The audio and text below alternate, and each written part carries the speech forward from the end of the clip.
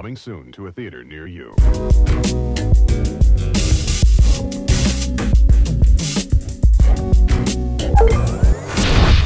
Yo's episode 23, the Jordan number, episode 23 of Real Ones with your man, me, Mr. Marin, RB3, and we have a special guest. You hear that song that you just heard, the intro to the show?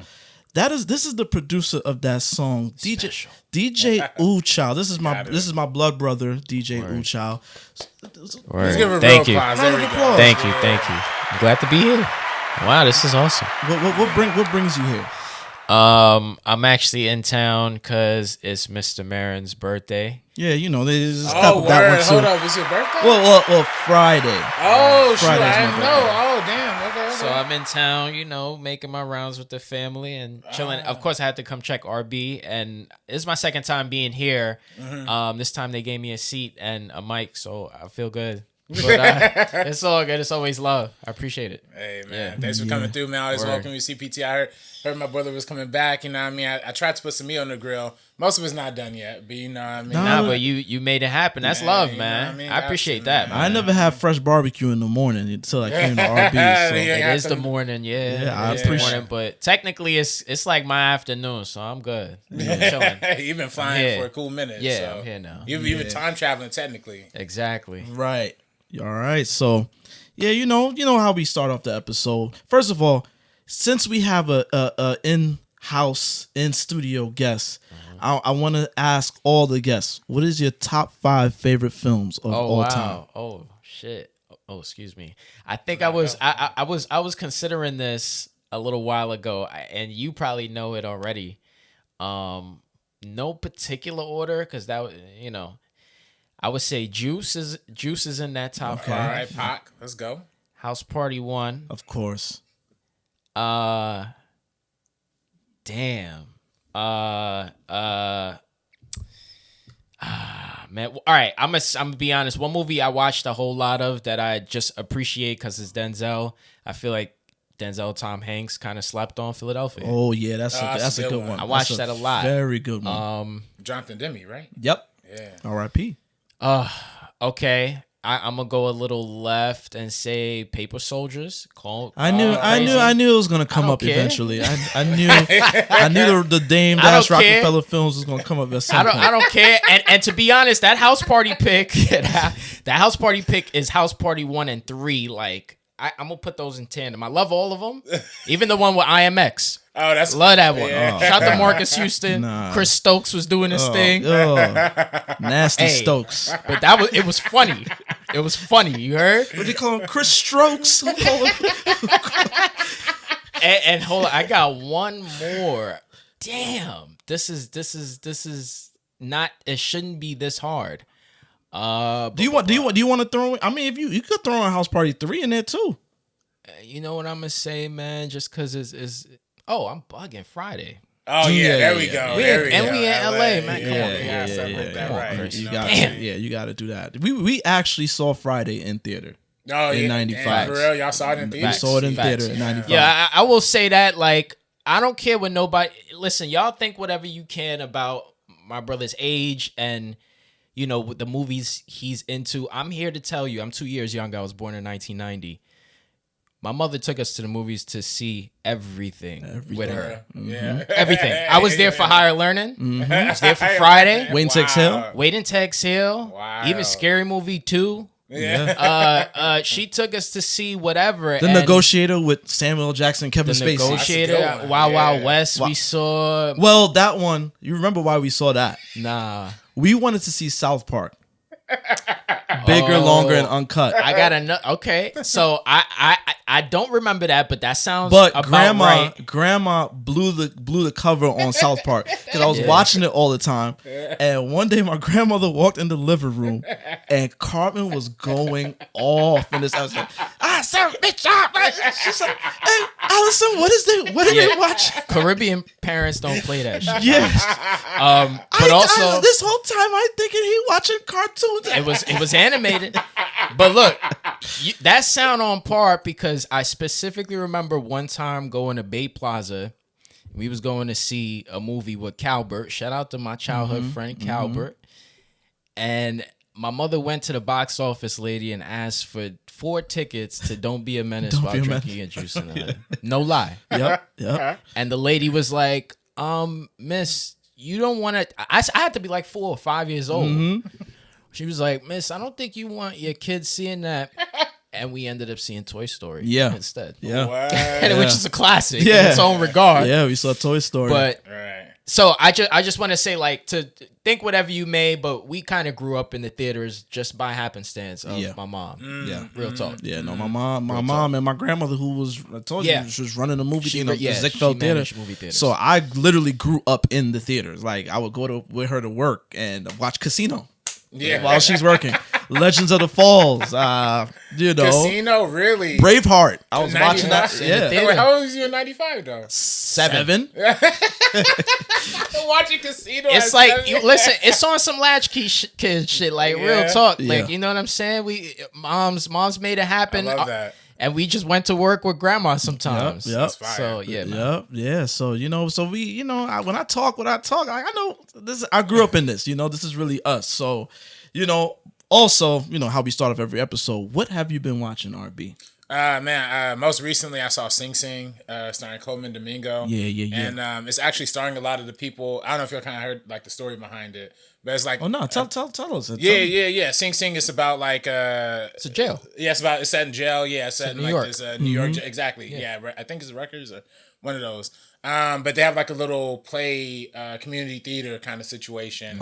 Group in there, and a lot of prisoners that participate, like, are acting, playing these little silly. This is an actual program. It's an actual program. It's based on a real program that was really in New York. In fact, a lot of the real actors that are in the program are actually in the movie. That's dope. Playing themselves, basically. That's dope. So it was really, really good. Coleman Domingo is great as always. He's the guy, man. I love Coleman Domingo. And he's great because he's playing one of those characters that's like, he's in prison, the circumstances are kind of questionable, but he's just keeping his head high and trying to do the theater thing. Mm-hmm. And then you meet this new guy who's like coming to the program for the first time. He comes in on that, hard stuff like, I gotta like prove I'm tough, I gotta bring the knife with me. But he really starts to humanize through that experience. And it's just like it's a beautiful movie, man. It's one of those movies that like is like just warm. You just feel very warm watching. But it's also a lot of, it's sad because it's jail, prison, bro. Jail, you know what I mean? And these people, they're doing this theater thing. Like even one of the characters says it, like, we putting on these nice clothes, we acting like these characters because we trying to be human. We can't do that anywhere else. Like this is the only time we get to like put on some nice clothes, feel good, you know what I mean, type thing. So it's deep, man. It's deep, but it's beautiful. Definitely one of my like top 2-3 favorites of the year. You know what I mean? Just on the performances, the fact that they all like are technically non-actors, but they've been acting for years, just being in this, in this program, and they all brought it in the movie. Word. So yeah, it's great. It's great. So, you've been catching anything? Yeah, I saw in the theaters. I'm a little late, but I saw Trap in the theaters. Yeah, we all saw Trap. Week. We all saw that. Yeah, let's talk about that real quick. Yeah, RB. I mentioned to you briefly. You said you enjoyed Trap. Let me know. Talk about Trap. Yeah, man, I love Trap. If you haven't seen the trailer for it already, Trap is about a serial killer taking his daughter to a concert, which I thought was an interesting subversion because M. Night Shyamalan is known for the twist. In any other film, it would be like you would get introduced with the concept that there's a killer at the concert, and maybe by the end of the film, you would learn it's Josh Hartnett. But in this one, they tell you outright he's the murderer. And then the film plays out. Right. But then to me, the real twist is like, how did he get in that situation to begin with? Yeah. And they kind of unravel that. But to me, I love it, man. This is my like maybe third or fourth favorite Shyamalan movie of all time for me. Because I just love the direction of it. I love the camera movements. It was so Hitchcockian, you know what I mean? Yes, in terms of just setting things up. I love the motif of just random people falling. Like there's so many people falling in the movie, just either intentionally or unintentionally. There's so many beautiful nuggets of just like the way the camera moved, the way it would track his eyesight, the way it was very OCD. I loved it, man. I loved it. The dialogue was terrible. You know what I mean? That's par for the course at this point. That's kind of what threw me off, like what you mentioned about how he got there. And then at the end, I don't want to spoil it for no one, but when he's speaking to his wife, I'm like, was something set up? What did I miss? So I might need to go do my homework. But the wife explains how he got in that situation. Because at this point we could talk about it. It's been out for 2 Yeah, weeks. we could talk about it. She basically was like, I thought you was cheating and stuff like that. And she was right. And she basically set things up where she found out what was happening and kind of alerted them to. Okay. Yeah. Oh, right. So she was playing dumb, Yeah. essentially. Yeah. Yeah. And then I thought that same thing the first time I watched it. Yeah. But I went back and watched it again. And then the dialogue. Yeah, it was a little weird. I'm like, so what's happening? Yeah. M. Night is so frustrating because I think he's very talented. And like you said, on the technical side of things, very Hitchcockian. I seen his vision, but the execution is where it gets shoddy almost every time. I feel like the last film, The Cabin, what was it called? Knock in the Cabin. Knock in the Cabin. Being that wasn't his original story, he was restricted. He just had to tell a story. He was the vessel to tell a story. Whereas with Old, it got wacky. It was just like, what are we doing with the rapper named Midsize Sedan? Oh, I love that movie though. Really? I love that movie. Oh yeah, it was entertaining, bro. I was in the theater. Yo, the theater was lit for that movie. I loved it. What theater you saw it in? Damn, that's a good question. Was it a lot of It might have been Regal. Was a lot of black people? Sheepshead Bay. It might have been Regal, Sheepshead Bay. Negroes shout out to Brooklyn, man. Even though Sheepshead Bay. Anyway, last time I went, bro, they concession long like a sneaker dropping. Like, yo, everybody got movies to see. Right. This concession line You're long as hell, bro. It was like back to where you check your tickets. But anyway, that's But Old was good. But Negroes love a good. Negroes, you take them for a ride of the film, they enjoy it. Oh shit! Oh wow! Like, it was fly. It was fly. That don't always mean it's for me. I loved it. It didn't work for me. I'm sorry. M. Night's daughter was in it. She played.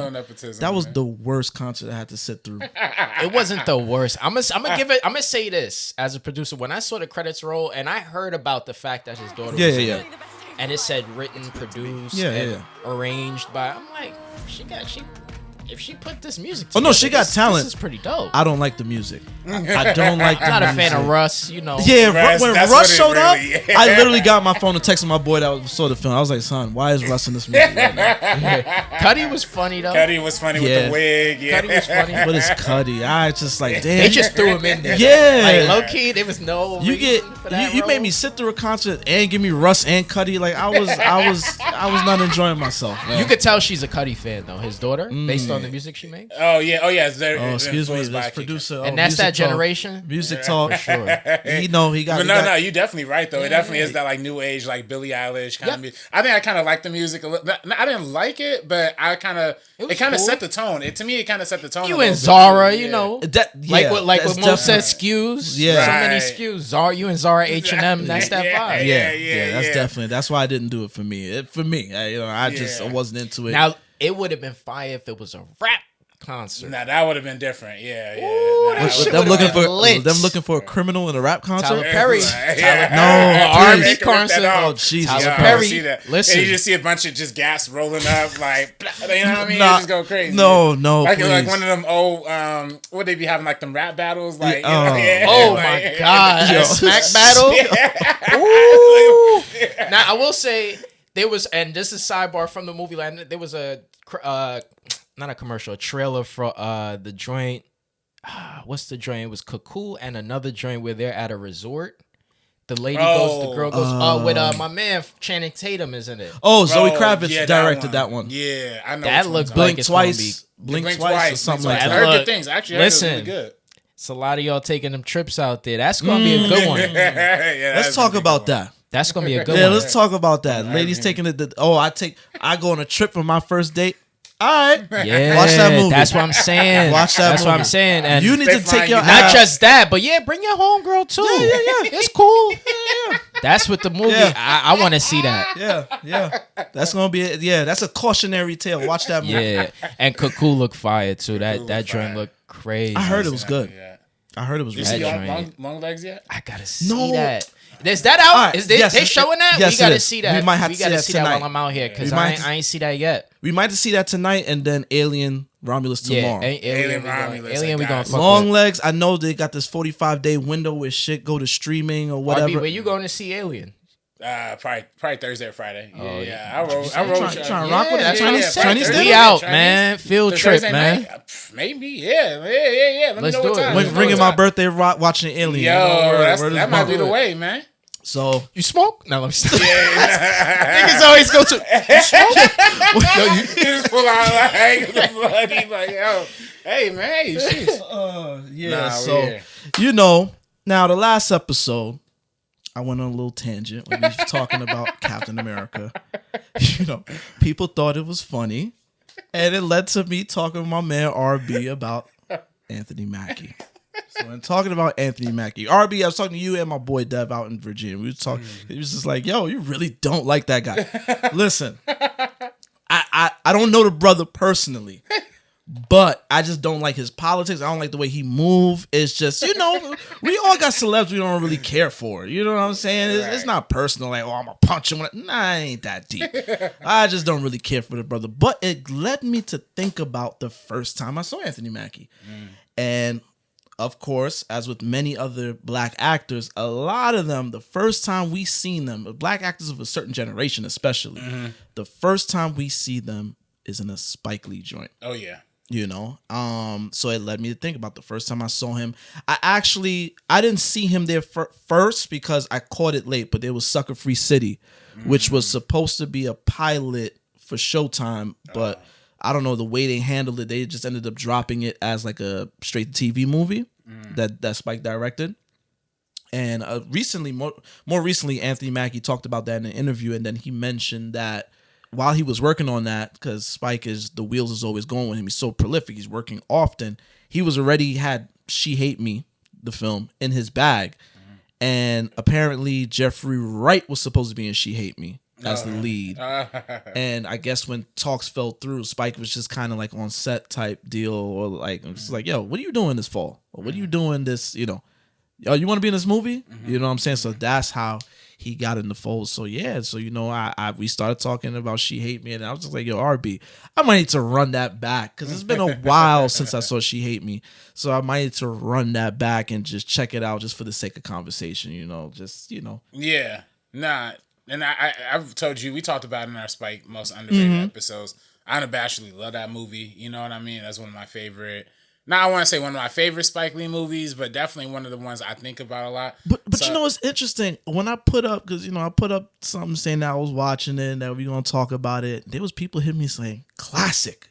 Yeah. Interesting. I'm just like, all right, like y'all think it's a classic, let's go for it. So She Hate Me, for those that don't know, is Spike's 15th joint, and it's about a brother that he works for a company is trying to administer the first vaccine, AIDS vaccine, HIV. Yeah, and there's a lot of shady stuff going on behind the scenes, and he essentially becomes a whistleblower and kind of blows him up. You know what I'm saying? Right. And in doing that, he loses his job, his main source of income. And I guess eventually, just conveniently, his ex-fiance shows up at his door. Kerry Washington, the great Kerry Washington, who is now a lesbian. She shows up at his front door with her girlfriend. And it's just like, hey, I'm about to be 31. We want to make babies. We want to start a family. Cool, yada, yada, yada, but the catch is she wanted the good old natural way. Right. She don't want no in vitro situation. Nah, How convenient. Yeah. Well, we gonna talk. She wanted the good old way. And that's where this film starts. So, before we go into She Hate Me, I want to take a trip back to 2004, which was 20 years ago. Right. I was 16 20 years ago. How old were you, RB? I was 7. 7 years old. Child, you were 15. No, 15. Nah, we 2 years apart. How old you say you was? 17? I was 16. Oh, okay. Yeah, I was 14. 14. Yeah. I remember that. I remember the summer when this film came out. Y'all know I'm a huge Spike fan. So when the trailer, do you remember? Oh, you might be too young, but do you remember how Apple.com you could watch trailers? Oh yeah, I remember that. And it'd be like, I thought it was 4K at the time. Yeah, it was super clear, but you could watch the trailers. And Aunt Alicia's computer room, I watched that trailer every day. You would think that I was watching it to find out, see more. I was looking for every Easter eggs. Yo, you know what I'm saying? Like almost some new Rockstar shit. The Easter eggs. I was watching that trailer every day because I was so invested because it's like, yo, it's a new Spike joint. I was like, yo. What was before that? His film? Yeah. 25th Hour. Oh, that's And it's very, that's very much in the pattern of like Spike Lee making a hit and then making something. Dud. Yeah. Some kiss. Yeah, exactly. Yeah, no, we're going to go into that. This was definitely, yeah. So, 2004, let's just go, let's take a trip back. By the way, Kerry Washington at this time was just in like a lot of stuff, but like a lot of different parts that she wouldn't play now, you know what I mean? Yeah. Especially in terms of like nudity, you know what I mean? Yeah, like, 100%. Her early career was like, she was in some stuff. Oh yeah. She looks great. This was, I had seen her because she was like Save the Last Dance and stuff like that. Played the what's his name, sister. This was the film. I was like, oh, she's fine. I was like, oh wow, like you know what I'm saying. She, typical, and then it's typical for Spike to just put people on. Like this is literally before Scandal. Right. Years before Scandal. Anthony Mackie. This is years before he goes into the MCU and do what he does. You know what I'm saying? Years before he played Tupac. Oh, jeez. MCU bailed that brother out. Yeah. What's up, y'all? I'm Tupac. It's like, yo, nah, dog, please. Hey, yo, check it out, motherfucker. I'm Tupac. I'm chilling here with my homeboy, the notorious B.I.G. on the scene. If I ain't holding my dick, I'm sleeping, and then you holding it, bitch. Yeah. Nah, well, he was playing. Yeah, he was in Notorious. And right? Notorious, yeah. And he was Papa Doc in 8 Mile, but it was such a small, Yeah. You know what I'm saying? So let's go back to 2004. 2004 was an election year. John Kerry, George W. Bush. I remember that being a big deal because, with the Iraq War and all that stuff, George W. Bush was kind of in the hot seat, But, it would eventually, like I said, it would come down to John Kerry and George Bush. However, there was a man by the name of Howard Dean who was a presidential candidate. Oh, that's right. And he did that campaign.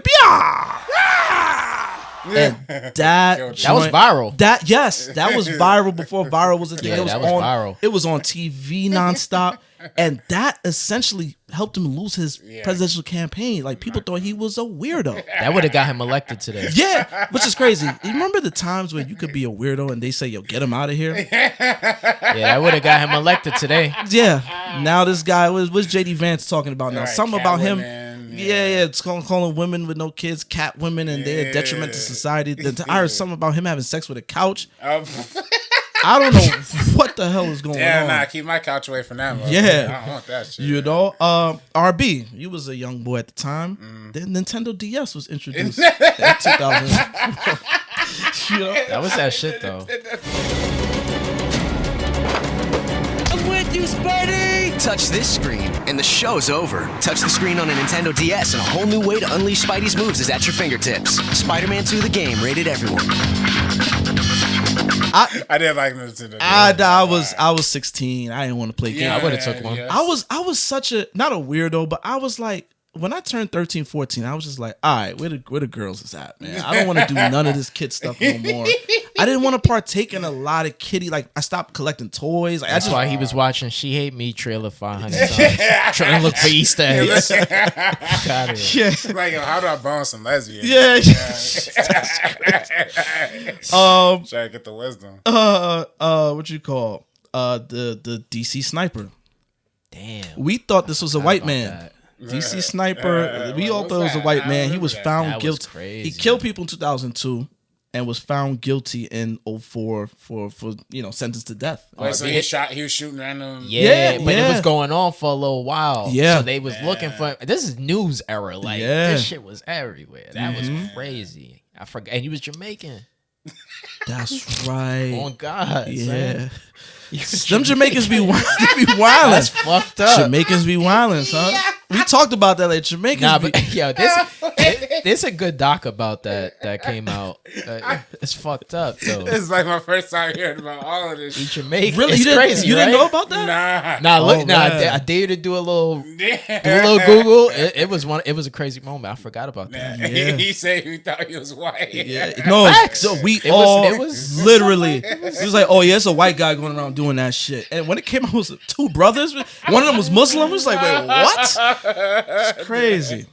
Crazy. Wild. Let's see. Ronald Reagan kicked the bucket. Press down for him. Chris Brown was popping, right? By 04, maybe. Yeah, maybe. He had some songs in 04. Hey, the great Janet Jackson. 2004 was the time we were all introduced to her breasts. Because Justin Timberlake, pulled the joint off at the Super Bowl, and that hurt her career crazy. Right. Like, that was like, again, going back to things that would have popped today. It's so stupid. They got her out the paint for that. We watched that live. Yes. The thing is, I don't know. That was weird because the nipple was covered up. I think everybody got offended with the jiggle. That tends to be the thing that offends people is the jiggle. So the jiggle of the titty? The jiggle in general. When she had a nipple ring. She had the sun nipple ring. Yeah, but it was covered. It was out. But yeah, it was out. There's no way around it. That shit I had out. a frame. All right, I see what you said. Yeah, it was out. Damn. That shit looked like leather. And you know,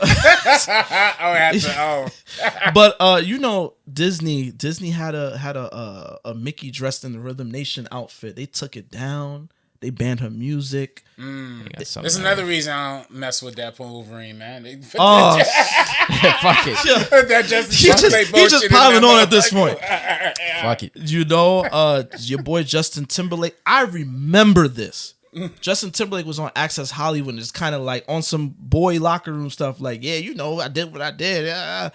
But then when she got blowback, he didn't come to her defense. She had to go on Oprah and speak her piece, and he really kind of left her out there. Yeah, wow. And ever since then, I didn't trust him. I was like, see this white boy in the cornrows that y'all want to that's a fact. Invite to some cookout? That's a fact. Nah. Like, so you didn't like suit and tie?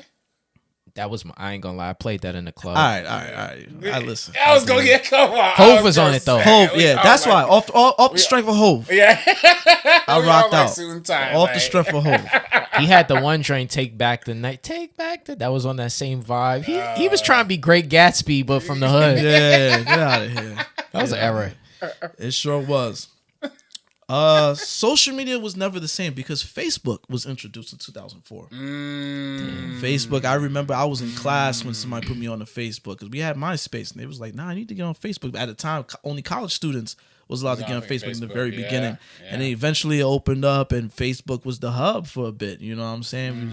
They kind of marketed exactly to your demo too. Yeah. Because Zuckerberg is smart. It's Zuckerberg, right? Yeah. Zuckerberg is smart. Like, okay, yeah, we got the college kids on it, but we need to get in these high schools because they about to be in college and we need them rolling. So your demo was probably the exact target. And now they got all the old people, Oh yeah, it's an auntie fest. Yeah, much respect.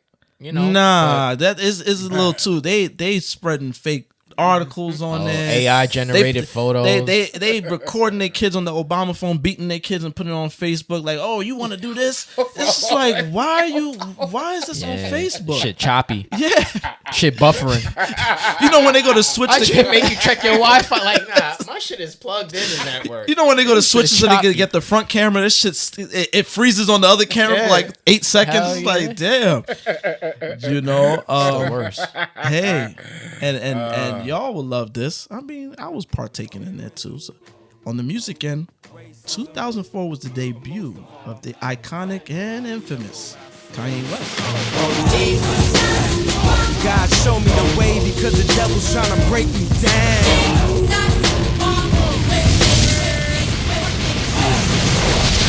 Kyle's dropping. Oh my God! Listen, I'll tell y'all right now. Listen, man. If I like Kanye West because I heard Blueprint. And do you remember when Funk Flex played Blueprint? He was playing the samples and the song. You remember when he did that one night? I can't, but I'm sure he did. On Hot 97, he did that live one night, and I got totally invested in it. And then I watched the MTV News segment where they was talking about Kanye, and I was like, oh, I really respect this guy. So when the album came out, I was tapped in. This guy got the album. I was day 1, day 0. Yeah, and I did not go a day without hearing every single cut on that album. I know the album front to back. It got to the point that I got tired of it. I was just like, God damn. Then it was College Dropout. That was the hardest sophomore. And then he kept it going. You mean late registration? Late registration, excuse me. College Dropout, late registration, graduation. Oh, 808. Incredible run. Like, bruh. That is a goated run. But I can't listen to Vultures. I can't. This is RB. This is RB's bag. Go ahead, RB. I didn't even listen to I listened to Vultures 1. I didn't hear Vultures 2. You know okay. I just can't get with the new stuff just because it's so far off from what he started out doing. Yeah. And you know how people say, you like my old shit, buy my old album. I'm going to stick with the old shit. Oh, yeah. I just started listening to his old shit the other day because I really did a hard ban on him when he did the White Lives Matter thing. Right. I just I can't do it. I can't do it right now. Just like how I'm kind of on this little ban on Drake right now. I don't want to hear nothing right now. So I kind of super slow. Yeah, same thing. You know, I had to do with Kanye. I just lifted that ban on Kanye. So, you know, I've been running. I ran back. You know, I was on my way to work. So there was this one day I was listening to Graduation. And I realized it gets me pumped up. Like, he's talking so crazy on Graduation. I was like, you know, the other day I said, let me run back these albums. You know what I'm saying? So listen to some Kanye. You know, I'm that 2004 Kanye got started out in 2004. Yeah, the older Kanye joints. I don't know if it was his Ghostwriters. I don't know what it was, but he was definitely talking that conscious rap, like that very. You know, central. It was redefining the masculinity angle of hip hop. Oh, yeah. So it was interesting stuff. Typical Gemini. He was being transparent. You know what I'm saying? You know, right. But yes. And then now, you know, that was your guy. My guy Prince came out with Musicology in 2004. Huge career resurgence that caused a lot of controversy. So that spring, he released the album Musicology, which was ended up being certified double platinum. Him being the clever marketing guru, he went on tour for the album like a day or two before it dropped. Now, when he went on tour, he included the album price with tickets. So he got the sales, which boosted the sales. Bundling, early bundling. Yo, the show was a hit that year. 1.4 million tickets sold. That went directly to sales of the album.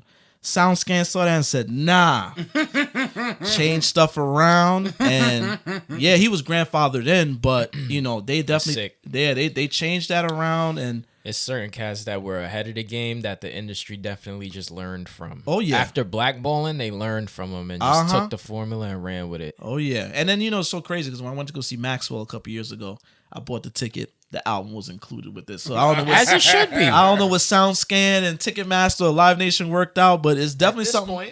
It's definitely something to work in their benefit. I feel like that's great. It's more of a stat if someone wants to buy a ticket to come see you. They getting a babysitter for the night. They driving their car to the venue. They paying for parking. Right. Yeah, give them the album. Yeah, exactly. Yes, there's some streams. Yeah, and this is when physical albums were selling. Whereas now you could stream 3 billion times, but nobody's showing up to your shows. As you can see, they're canceling concerts. Like, I feel like every other show I'm hearing is being canceled.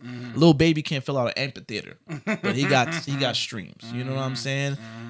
Megan Thee Stallion tickets going to deep discounts to get people to be in those arenas. Right. You know what to I'm be saying? fair though, I don't know if you ever been around a Megan Thee Stallion concert. Oh no, I never. A lot of fine honeys. Yeah. You know what I mean? Like Hey, my be girl, careful, I had RB. to pick up my girl. Like I was just in the Be parking careful, lot. RB. Oh shoot. Nah, But yeah, way more no. of a But vibe. of course, like one of the most beautiful is my lady. And have you been to a Lil Baby concert? No. A bunch of niggas? No, I mean, but you would be able to see why he can't fill out.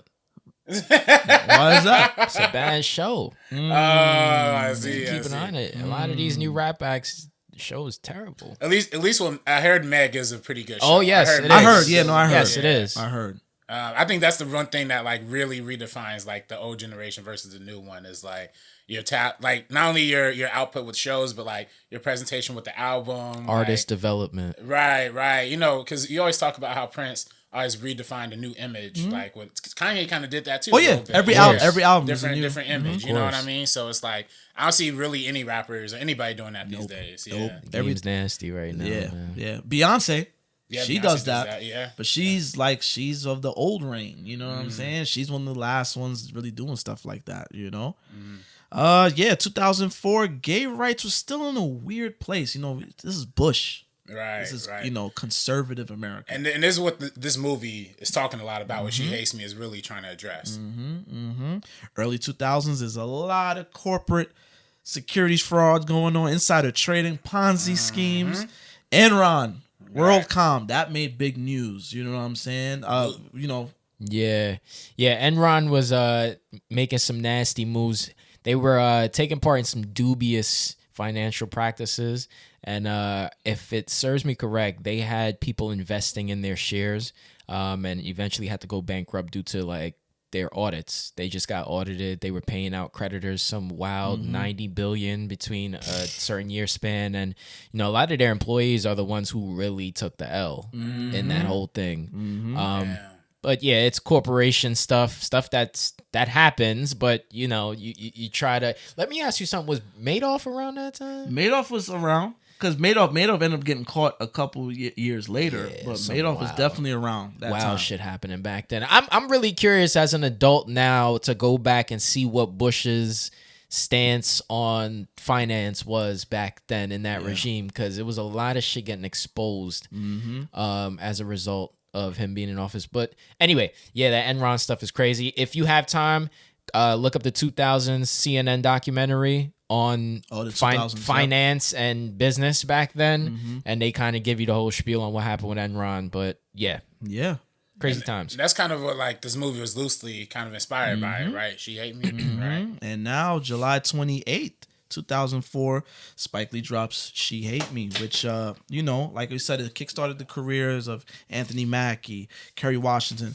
Also, Woody Harrelson, Ellen Barkin, a very early Chiwetel Ejiofor as Frank Wills, the whistleblower from Nixon.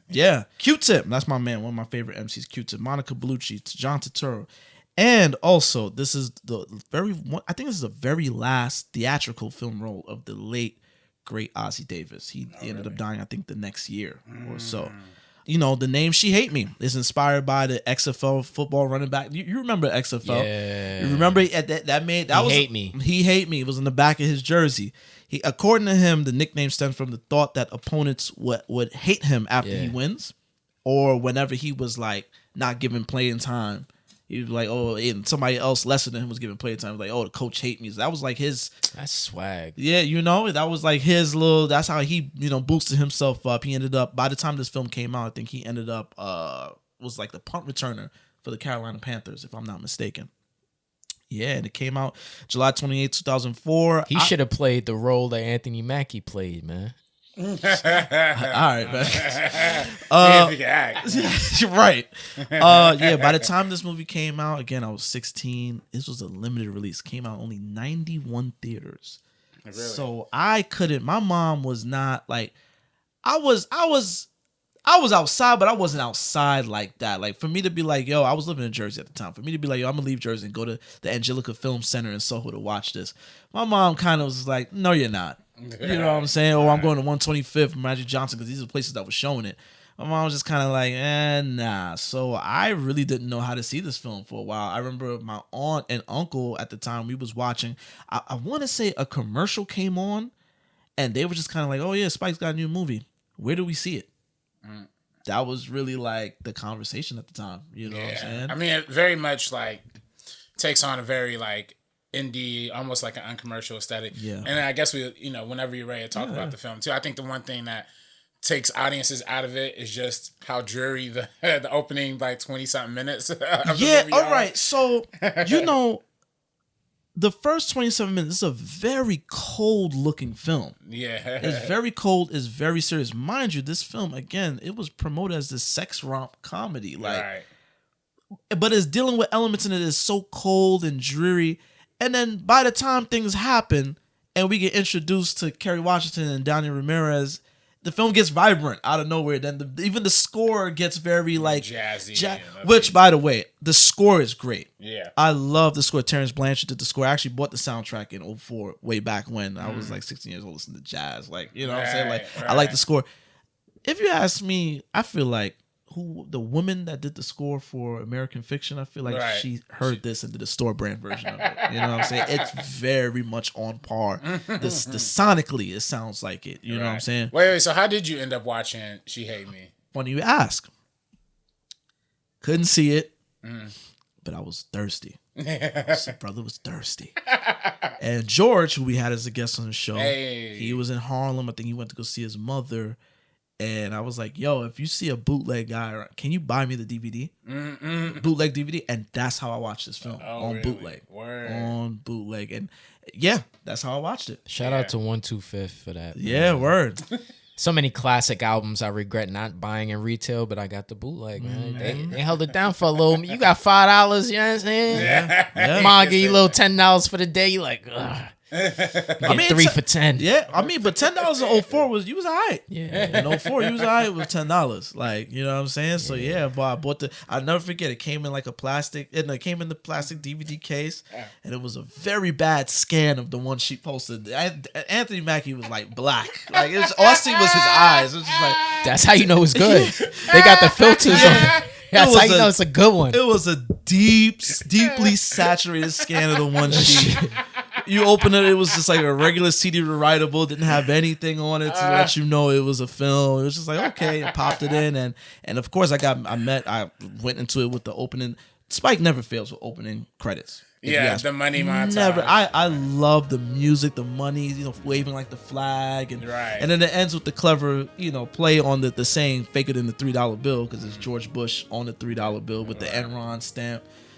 Spike is gonna come out the gate saying something, right? And that's all. It's a beautiful. I think the whole movie's a beautiful commentary on like capitalism. You know what I mean? It just establishes that right from the beginning. Yeah, for sure. Yeah. So the film it starts off how it starts off, but then I noticed the tonal shift immediately. Right. You know what I'm saying? I'm just kind of like, and I'm sitting there like, how do you get these stories to come together this way? And then furthermore, the whole premise of the lesbians wanting to get piped down. This film, let's just get this out the way. This film would not work today. It's interesting. What you think? I think it'll work with some tweaks. Tweaks for sure. Yeah, but it was, and it even goes down to the casting of heterosexual actresses. I was watching a featurette where he was like, he made it a point that he wanted straight women to send them to a gay boot camp and let them learn how. And I was just like, wait, who said that? Spike. Oh no. And I was just like, oh no, this is not reading well in 2024. Oh no. In the year of our Lord 2024, this does not sound well at all. And it was just, there was a lot going into it. It was like, I don't know if this film will work today. You know what I'm saying? Yeah, man. I mean, listen, dog. I mean, so you just didn't, when you first saw it, you just didn't like it, like from the jump type situation, or? No, let me tell you again. I'm a young Spike fan. Right. Ask him. I watched this movie a lot.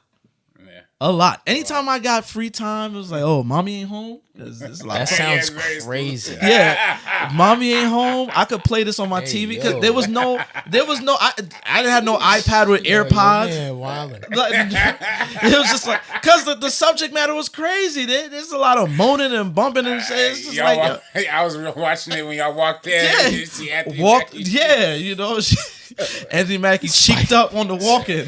Spike put out a score. No, he put out a whole score. That's crazy. He put out a score, no. But crazy. And then and then furthermore, the lesbians in the film was glammed up. This is such a film from a male gaze. Okay, but you know what though? I agree with that. What are you gonna say? I didn't mean to cut you off. Yeah, no, go ahead. No, I was gonna say though, we do see a lot. That will say that is true. That the lesbians are glammed up. They do look beautiful. I think that part of it is a little bit progressive in a way because a lot of times before this movie and a lot of cinema, especially in black cinema, we only see one type of stereotype for lesbians. You know what I mean? The braids, the Queen Latifah looking, and of course, like Queen Latifah like works with Spike a lot, and like is part of. But like it doesn't really play into the stereotype of the lesbian, right? In the exact way, which I thought was pretty interesting. But also the lesbians like they just walked off the runway. Yeah, well, yeah. It's like when he was casting, it's like if we're gonna have them do all this, they gotta look good. Yeah, you know yeah. No, he didn't want no ugly. Yeah. Right, you know what I'm saying. So that's very much what I got from it. I'm just like, damn, like, and then and again, the first act of the film was so. I don't know about you, I was fully invested in the whistleblower story. Right. That I liked. Mm-hmm. You could take that. Low-key could have made it its own film. Yeah. Whether you throw in certain plot elements, story things to follow this man that was a whistleblower and just he's trying to take down this big Fortune whatever company. You could do that. But it was just the dive straight into the sex romp of it all, which is kind of like, oh, like this is like, I think around the time with My Baby Daddy came out around that time, it was just like it was almost like, I don't want to call it cheap. Spike don't do nothing cheap. Well, if it's cheap, it looked really good. But it just came off as just the cheap, sex comedy. Like, I mean, yeah. I mean, I think, no, you're right. It definitely is like a cheap, and like not cheap, but it is like a very sex. It titles that line, right? Sometimes sex comedy, sometimes corporate greed, drama. Yeah. I do think they do try to tie those worlds together by the talk of like HIV vaccines, and like, how that affected like the, because with a Spike joint, you're gonna get commentary. Right. And I thought there was to me, that's what I appreciate the most out of it. I thought the commentary on capitalism, I thought the commentary, like you said, on LGBTQ stuff, the way that Kerry Washington was kind of fishy, you know what I mean? Like it wasn't she wasn't like a stereotypical lesbian, but then she definitely, she was bisexual. You could question if she was even a lesbian at times. Well, yeah, I mean, she character. She even kind of says like, I'm not like, I like pussy too. Like she's saying too is in like she's bisexual, but she's not really putting a label to it. I think that's more of a deeper conversation, a more fascinating conversation than I think that most other filmmakers or cinema would have had. Like I've seen mad, lesbian movie or like wannabe lesbian movies from male directors that are a lot worse. You know what I mean? So I'm actually trying to get at something here. But. She's and at one point she's basically whoring them out, like offering them up to other lesbians for 10 racks a pop. Right. The scene where he's selling his manhood, right, where he has to take off his clothes. Lesbians being enamored by a penis, it just does not make sense. That's where it got. It was just like you sell him as a sex object, but how do they see him as a sex object when they're lesbians? Well, yeah. That part's questionable. I don't want to say too much, but in college, I hung. No, I'm not saying it. Let me stop. But I just say like, again, it's very funny that it's like those things can definitely be criticisms for sure. Like I definitely see those as criticisms. And I watched this with my ex-girlfriend who was bisexual. And you watched this years ago. Years ago with my ex-girlfriend. Yeah, years ago with my ex-girlfriend. She hated it. She also left me for a woman, so whatever. It kind of relates to me in that sense.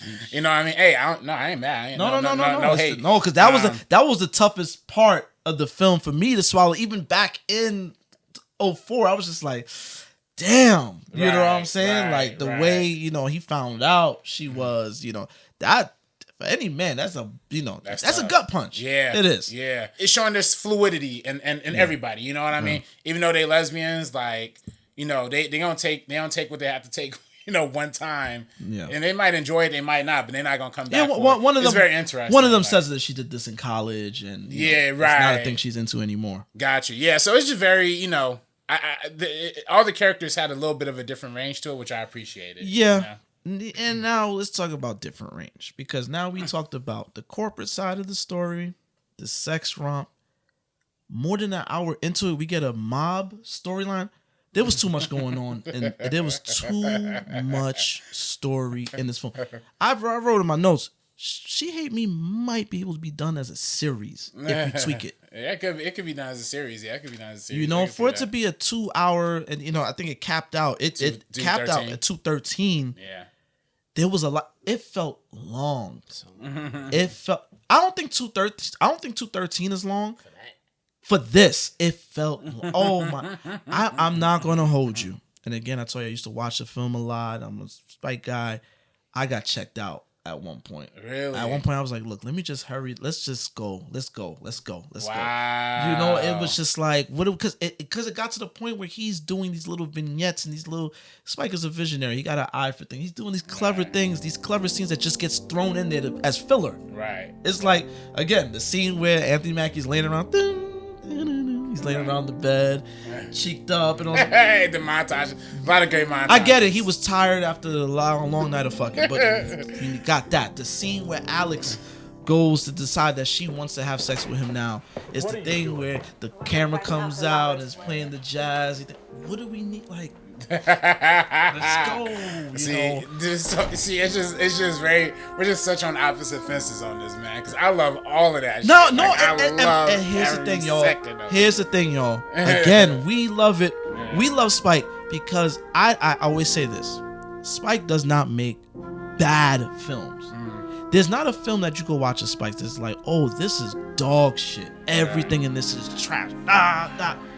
There's I call it interesting failures where it don't really hit, but there's things you could take from it. Right. And I think scenes like that, the man on the street moment where he's talking to all the people in the street and is playing the jazz music, like, what do you think about Jack and what he's doing? And Jack, he's our man. Yeah. Like, I like these things. These are all cool things and interesting things, but at this point, it's just getting thrown in the film as filler. Q-Tip. Love Q-Tip. We did not need that Vader character. That little situation with him donating his sperm, and then he's talking about, you know how much it would be to get Michael Jordan's sperm, this person, that person. It was just, what is the scene? How much you think Michael Jordan would get for his sperm? Come on, man, I don't know.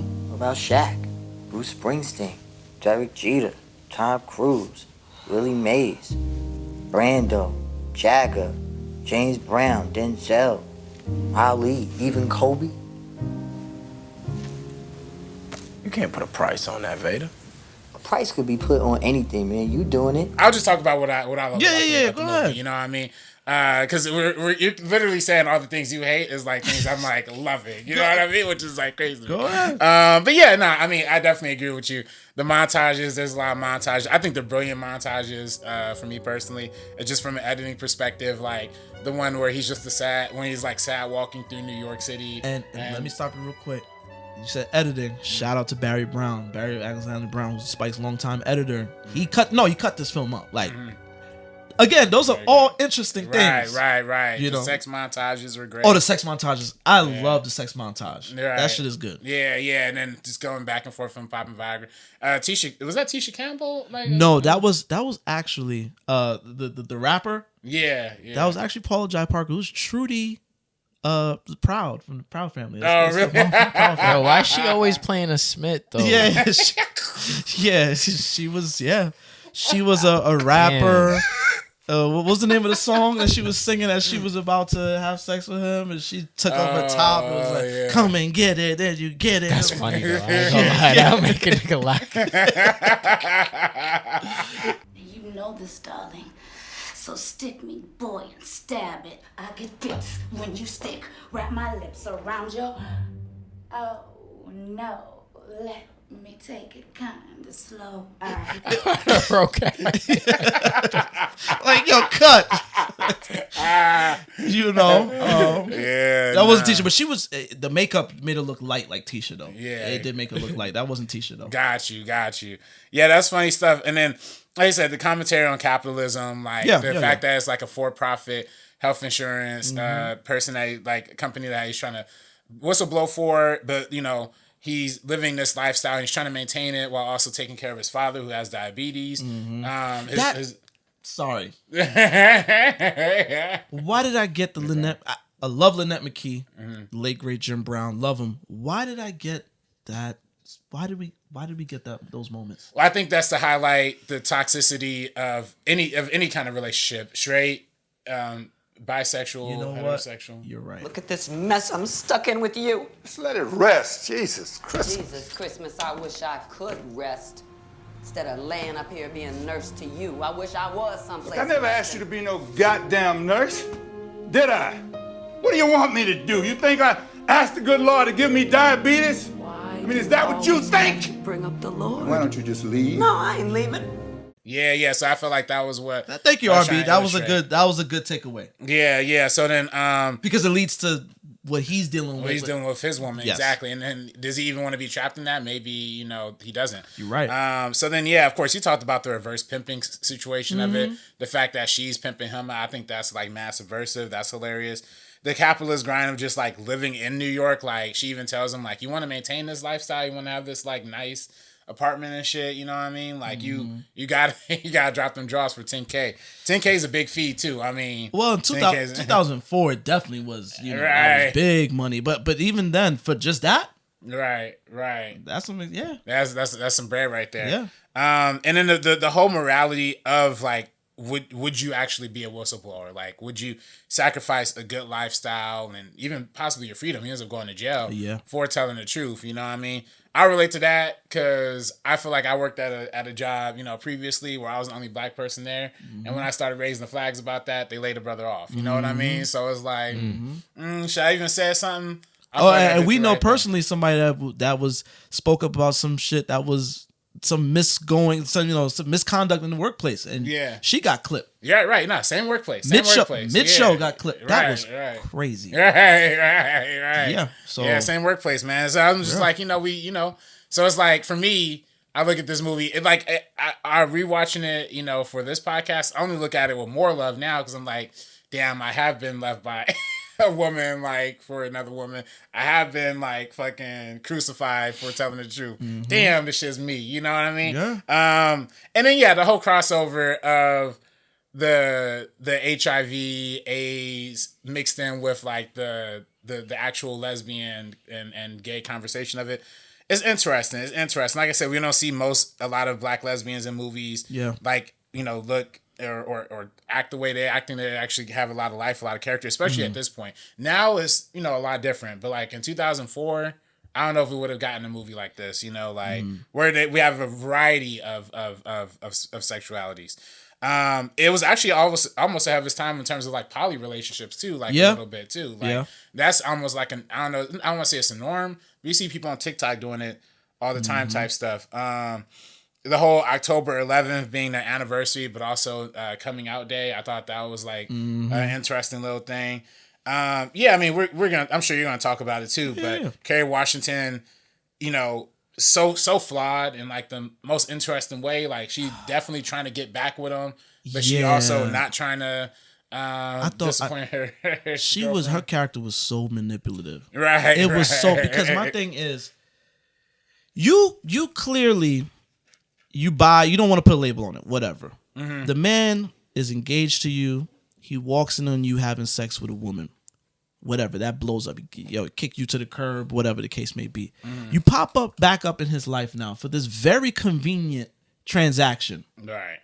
And then to see how things was going, I think when Alex, Dania Ramirez character, who's a girlfriend, shows her the turkey baster, she's just like, oh no, I'm doing it the natural way.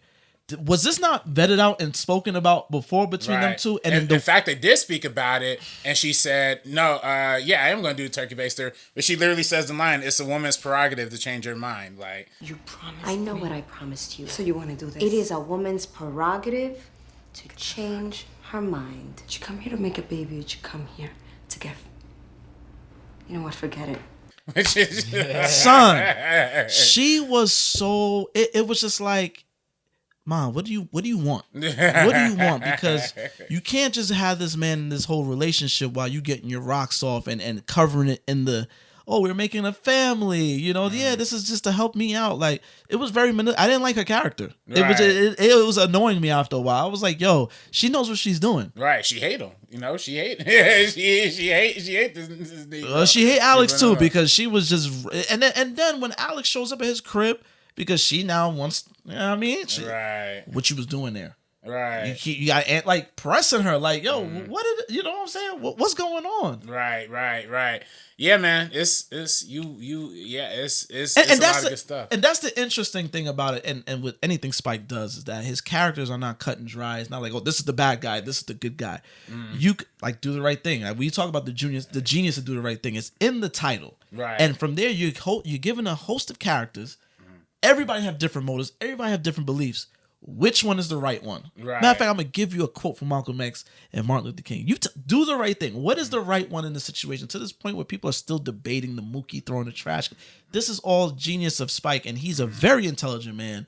And that's why it hurts for me to nitpick at this film the way I did. Because the script was written by him and Michael Janae, who plays his brother in the film. Oh, okay. He's the brother that plays his brother. On the bike ride. Yes. Yeah. Which I love that. That's one of my I love that scene. Yeah. I love that scene. I love the music. I love everything about it. Yeah, I love that scene. But man, the script was clunky, man. There's just lines where it's just unnatural dialogue. You know, Alex says to her, I knew he was going to flip the script and switch to something on me. It's like, it's really, really wordy. Kerry Washington tells him, you know, about her sexuality. I was in denial, and I don't mean the river in Egypt. It's like, all right. Denial, river. I was like, all right, okay. Okay, Spike. All right. It was almost surreal in a sense of like how the dialogue was presented. Yeah, like, I almost felt very like it was a little much bit of a so. dream. Yes. The situation. Yes, it was just, a lot of it was just overkill, man. That mob thing again was overkill. That whole mob storyline. John Turturro, love John Turturro. He plays the mobster because the daughter, Monica Bellucci. Bellucci, right? Can we talk about something? Let's talk about Surreal. Love the sex scenes in it, the sex montage. They're always followed up by I have a hard time looking at the TV screen when I see it. The sperm and egg scenes. With Anthony Mackie's face superimposed on the sperm and the woman on the eggs. It takes me out the film every single time. I love Spike to death, love his films, but that is probably the worst thing he's ever put on screen. That and the General King Kong scene in Chirac. Very hard to watch. It's like, okay, dog, I get it. You might giggle at something to yourself. You know, you ever think of yourself like, yeah, that shit's funny. Think something's don't put that on screen, though. It don't work.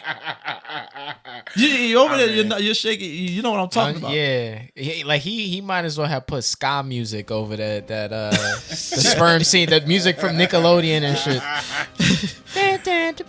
Yeah, like shit is bad. It's terrible. It's terrible. I hate it. And it's played for loud, and it goes for so long. It's just like with the music, like they're marching to the end. It's like, oh, come on, bro. And I just love Anthony Mackie's face. Like anytime they go sometimes it just be like he be doing the eyes. He literally all of his mean faces are all in the sperm. Yeah. Like, yeah. The face where he's holding it, keeping a secret. Yeah. It's there. It's there. Yeah. You know. But getting back to the John Turturro, he plays the mobster. You see him. You walk in his place. He got the Godfather poster. The next scene you see him, he's reciting lines from The Godfather. He has The Godfather sitting on the table. It's just a lot of stuff is just laid on too thick, and it's just the comedy part. Right. But is it funny? I mean, to somebody it was. I was gonna say to me it is, and I think for me, I love how it starts, and like you said, it starts very cold, it starts very dreary, and then it just like every scene just progressively gets weirder and weirder, like to the point where you're like he's speaking to Congress, like it's just like how do we get here? Oh shit! Yeah. Like, okay, what the hell? It's just a higher, further escalation, like the George Bush ad in the middle of the film. Affirmative action, good for America. John Henry Armstrong thinks so. Paid for by the committee to re-elect President George Bush. To show the baby. This ad is paid for by George Bush. You see the kids waving the flag. What is Spike? Spike he wants to say a lot with this film, and he's throwing everything at the wall in the kitchen sink, and it's just like, bro.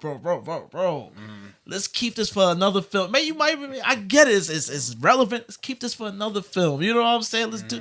He's doing too much. It's just overstuffed, man. If there was one movie that was a sex comedy and one movie that was a whistleblower, drama for sure. And like I said, if you want to do a series, if you make tweaks, what are the tweaks you think he would have to make? for it to be relevant today? For it to be relevant today, I think even though I do think there is some fluidity with like how the lesbians, like are kind of into him, but kind of not into to Anthony Mackie and to Jack. I do think they have to be more. It has to be more, like you said. I don't want to say more stereotypical, but you gotta I know like what you at least define like, okay, this person's kind of like only really into it because maybe she did have one thing or something. Yeah. I don't know. You know what I mean? Like they have to define the sexuality a lot more. That's the one thing a lot of critics like say about Spike. Yeah, nuance. You know what I mean?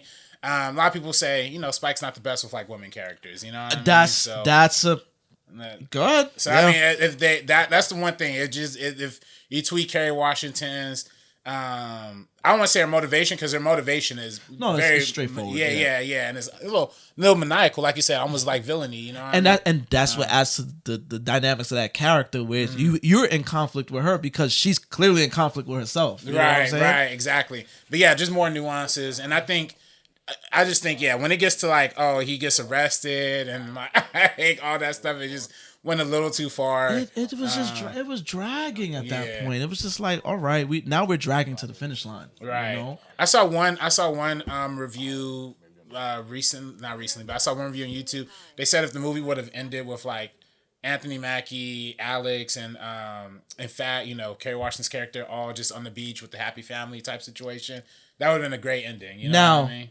Yes, that would have been a great ending. But unfortunately, it doesn't end like that. Because going back to Spike's issues with women characters, and this is something that, he said that after his marriage has changed, and it did to a degree. The ending was very much giving Mo Better Blues. The woman submitting to the man, them kissing each other. Now they're one big family. It just felt like a man's wet dream. Like I could bang all these joints, get them pregnant, and then the two joints, my ex and her joint. Now I'm with them. We're in a relationship now. Like he's living the dream, and it's just kind of like, bro, I don't know, man. This was, and I said, it's going back to the male gaze thing. It's just like that point of view is not. I don't think this was handled with too much, not to say it wasn't handled with care, but it definitely came from a place that it felt very convenient to a heterosexual male to put his heterosexual male in this situation. Yeah. But and then I will say, that definitely is true. But then again, maybe it's just me being on TikTok, but I see a lot of dudes in that situation now, you know what I mean? Yeah. One dude, two women, you know what I mean? Poly type situation. Yeah. And that to me is where it's like, it was slightly ahead on that. It was slightly ahead on that side. I there wasn't really any kind of movie with that kind of like portrayal up until that point. And there really isn't like to this day. But you're right. One side of it can't feed into the male gay side of it. The other side, I think, feeds into like, oh shit, well, this is the lifestyle for some people. You know what I mean? And listen, the film with credits runs 2 hours 18 minutes, 2 hours 13. It felt long, and there's scenes on the cutting room floor. Yeah. There's a lot of scenes on the cutting room floor. It's just like, it was just a lot of film. Getting back to the Anthony Mackie side of things, he was good in it. Yeah. I don't know. He was picked up on Broadway. He was on Broadway. I don't get a strong performance. Anything I've seen him in, nothing was like, he's that guy. Like he's, I don't know, maybe, you're a director. You might see things a little bit differently, but right. I just never got the Anthony Mackie is going to be the next up. He's a strong actor. I never got that from him. Yeah. I mean, I think in a lot of his movies, Anthony Mackie's not really asked to do too much. Yeah. This is actually probably one of the ones he was probably doing the most in terms of like range of emotion. Oh, yeah. He's the lead character, so he had a lot to deal with. Especially that scene when his accounts was frozen and stuff like that. He had to wild out in the bank. Mm-hmm. Yeah, I definitely got like this is the most like, he does a lot of MCU stuff.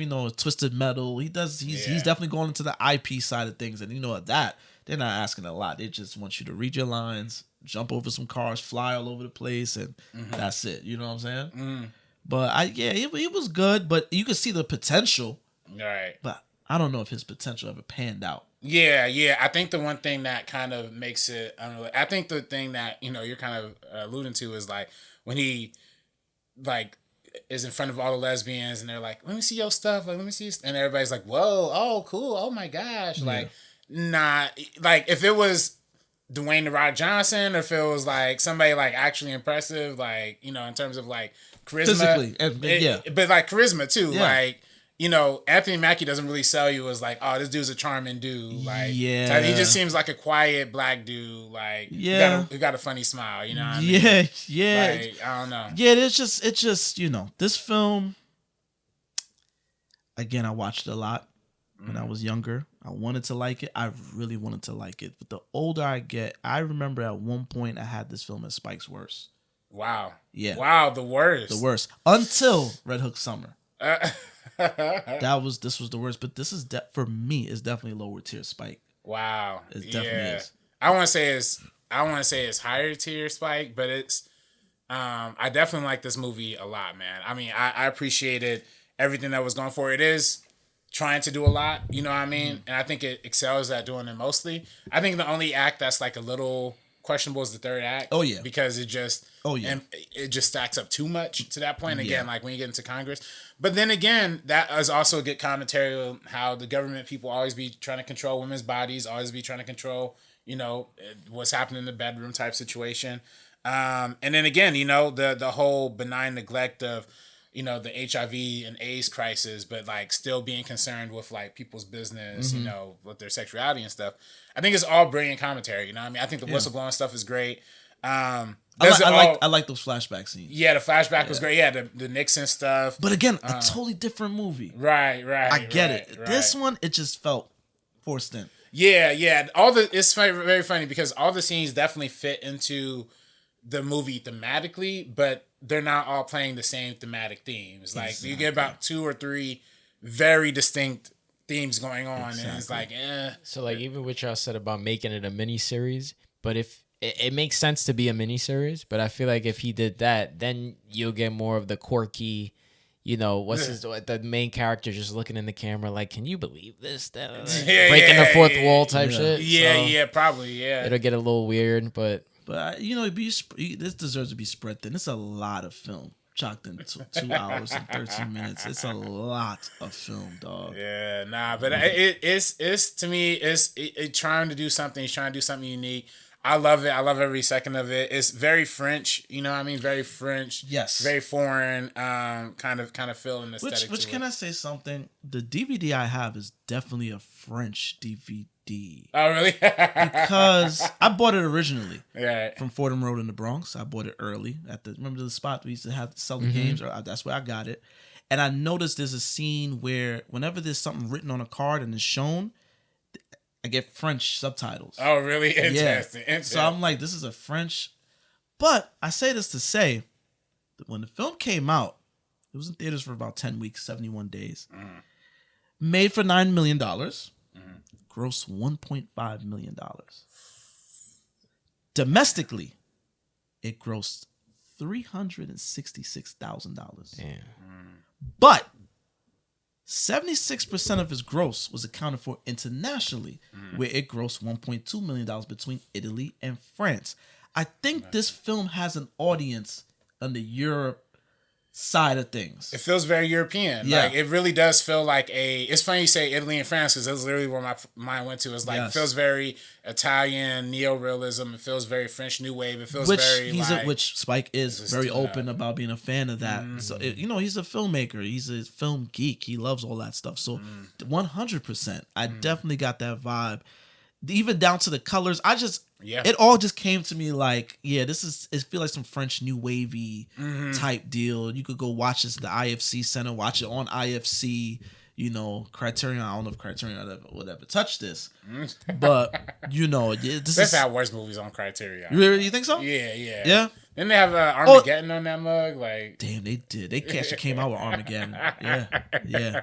They actually had a week recently where they were showing bad films that are cult classics. Really? One of my favorite films, Under the Cherry Moon, was on there. Oh, really? I love that joint. Our clip for that, just random, but like our clip for that on YouTube just keep getting views. Like, people keep commenting on that mug. Yeah. Like, people love, I don't know, like, people love that shit. Like, people really hate Armageddon? Some people. I mean, I don't hate it, you know what I mean? Like, yeah, it's the Michael Bay thing of It's the Michael Bay stuff. Yeah, that movie was about explosions and space. It was one of those. Yeah, but you know, American Pride. Yeah, it was one of those. Yeah. It was a moment. Yeah, but It was a moment. But when Michael Bay makes that his career, he does that every movie. It's the same thing. Like, I was watching a clip from The Rock the other day with Nicolas Cage. There's literally the same exact shot from Bad Boys where they're getting up and it's just the circle. It's the same shot. He literally has a formula. It's just fire. Copy and paste. see, a more casual moviegoer, because you're enjoying it. Whereas people, if you love the art, you know, Spike got that same shit with the dolly. Yeah, he does have a trademark. Their signature move, but I'm not saying that that's a bad thing. I'm talking about this thematically. His films, like you said, America, you know, the eagle screeching and just explosion, no story, very little character development. You're just watching an explosion for like 2 hours. Nah, I can't. Come on, man. Bad Boys. The OG. No, we not. Old Michael Bay movies are untouchable. You know what I mean? Yeah, like I'm not saying that they're bad. I'm just saying that's the stigma they get. All right. Now the Transformers films, yes. Transformers 2, Transformers 2 with the racist robots. With the Coonan robots, get that out of here. Oh yeah, we don't want that. Yeah, you know what I'm saying? You know, The Rock was great. Bad Boys. Was Con Air a Michael Bay film? Nah. Oh, it isn't? No, but it followed the formula. That's how you knew he was influential, because he was starting to rub off on other filmmakers. Exactly. Wow. Exactly. You know, early Michael Bay, but then after a while, it got stale, and it was just like, all right, man. Like, you know, things get stale after a while. And then once they get stale, then people start pointing out, like, yo, I did see that. I did see that before. Oh, that's damn. corny. Like, Damn. But no, you're right. Like, Armageddon is just a pure movie, pure fun. Like, pure fun. You know It's the disaster film era. You know what I'm saying? Armageddon, Independence Day, Dante's Peak, Twister, yes. Twister is, not a Michael Bay film, but in that era. You know what I'm saying? So, it's just, But this film didn't do it. It didn't do it. And it's crazy. It's like I was, I actually have the original DVD. I'm like one of the very few people in this world that probably still has that DVD. I put it in, it's all pixelated. It's all, watching the DVD on 4K. That was an experience. That shit was blurry. Yeah, it was like, whoa, like I didn't realize how. I don't know what they did with the old TVs, but somehow they made them DVDs look way different. Yo, you know what's crazy, bro? When I watch clips from like the early 2000s on YouTube, and I'm like, I don't remember this shit looking like this. Like damn, this shit like it's from the 80s. It was that tube in that TV. Them loud ass TVs, man. It's like, damn, I don't remember this. So it's like seeing it, like that one scene when he's talking to Ellen Barkin at his crib. It's so dark. Yeah. And it's just like, oh my God. I'm looking at it like, holy shit. Like, yo, is my eyes bugging? Need glasses, bro. Yo, it just was very fuzzy. Just, wow. Like, which is very interesting because I was blessed to watch this. It was on Showtime for a good period of time. Yeah. I remember that. Yeah. So they did have like an HD version of it that I streamed like a while ago. I was gonna say there's no 4K Blu-ray. I don't even know if there's a Blu-ray version. Listen, man. No, there's not. Yeah. And this is the conversation we need to have about black films, good or bad. We got to do it's not on Spike. This is really on the distributor, Sony Pictures Classics. Like whoever's running that, who owns it, we got to preserve these things, man, because it's like, unfortunately, there's going to be a time, if this continues, there's going to be a time where this film might not exist anymore. Yeah, right. It's happened before. Yeah. Films I heard that they had to look for Tales from the Hood in order to get the Blu-ray. Like, they had to, Mississippi Masala, we talked about it. It was in some random record shop in Memphis that it changed. The Master? Yes. It changed. Tales from the Hood was at some nigga crib. Yeah, let me go get it from my cousin. Shit. The Master is over there. Like, and the thing came to your hood to come but and there's a guy going back to Under the Cherry Moon. There's a guy that DM'd me after that episode that says that he has the original 35mm print that was screened at the premiere of Under the Cherry Moon, and that he was working at some company that they gave him a box of shit, and they said, "Yo, throw this away." Damn. And, well, you know what else was in there? the Return of the Jedi teaser trailer when it was called Revenge of the Jedi. Ah, really? He said he has that. Damn. So that would have just been lost. Right. You know what I'm saying? History right there, literally. They got. Come on. There's literally mad TV shows and stuff that they've lost too. Even like newer example, not really as relevant, but like that new Tracy Morgan show, The Last OG, not new, but came out 2018, 2020. It's not streaming anywhere. Like you literally cannot even buy it on That was YouTube. the first season was really good. FX, right? No, it was some TNT, TBS. Yeah, TBS. Yeah. And you think it'll be on Max, it's not on Max, not on Tubi. Like, and then you go on Amazon, they only let you buy like the first season, but the other season is like, hey, you see why I got She Hate Me on DVD. Buy physicals, man. Whenever you can, and they drop a physical, if you love a film, buy it on physical, because when it gets to streaming, it comes down to licensing. When they lose licenses, they just take it off. A lot of these shows that were made for streaming, right? They just be like, "Oh, it's canceled. All right, take it off. It's gone now." I'm like, The Last OG that came out. The last season was in 2022. Like, the hell can I not stream this? Why can't you watch it right now? You know, it's just, you know, like I said, however I feel about the film, I think everybody should get a chance to watch it. You know what I'm saying? And again, I don't think Spike makes bad films. I think he has interesting failures, and this is definitely one of them. There's people that, again, said that this film is classic. I just think motherfuckers just want to see lesbians getting it popping. The people that told me it was a classic, I know. No. Y'all just wanted to see that. Nah, I mean, me personally, I do genuinely think it's a classic. Not you. No. I feel you though, and I'm being the defender for the classic watchers out there, because I do think, it's just the way that it digs into the morality of the whistleblowing. To me, is really like the biggest question. Like, can you morally do this? Are you willing to sacrifice how you live in for, to tell the truth about a company, and get fired and have to basically whore yourself out to survive in this world? How greedy, evil, this capitalist system is. I think it's good, man. I mean, I definitely hear you though, and I hear like everybody who's like LGBTQ. I'm straight. You know what I mean? So I don't know. Well, I can't really speak honestly, on that, funny you say that.